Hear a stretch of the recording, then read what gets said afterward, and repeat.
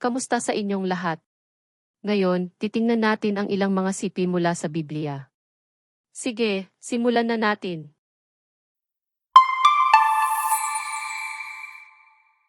Genesis Kapitulo 1 versikulo 28. Pinagpala sila ng Diyos, at sinabi sa kanila, kayo'y magpalaanakin, at dumami, punuin mo ang lupa, at supilin mo ito.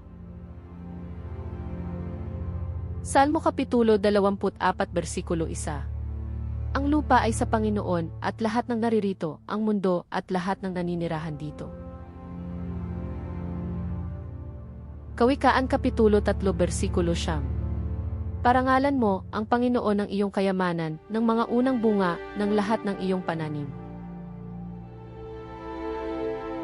Lukas Kapitulo 16 versikulo 10. Ang sinumang mapagkakatiwalaan sa napakaliit ay maaari ding pagkatiwalaan ng marami.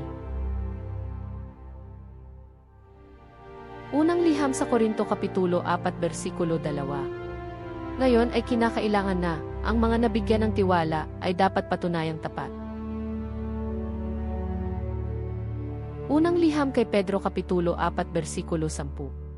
Dapat gamitin ng bawat isa sa inyo ang anumang regalong natanggap ninyo para maglingkod sa iba.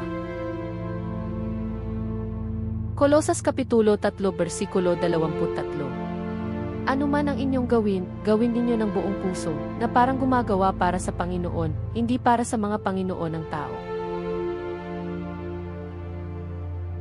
Mateo Kapitulo 25 versikulo 21. Magaling, mabuti at tapat na lingkod. Naging tapat ka sa ilang bagay, ilalagay kita sa pamamahala, sa maraming bagay.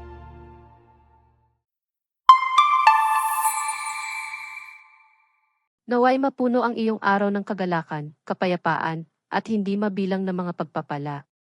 Manatiling positibo at yakapin ang kabutihan sa paligid mo. Salamat sa panunood.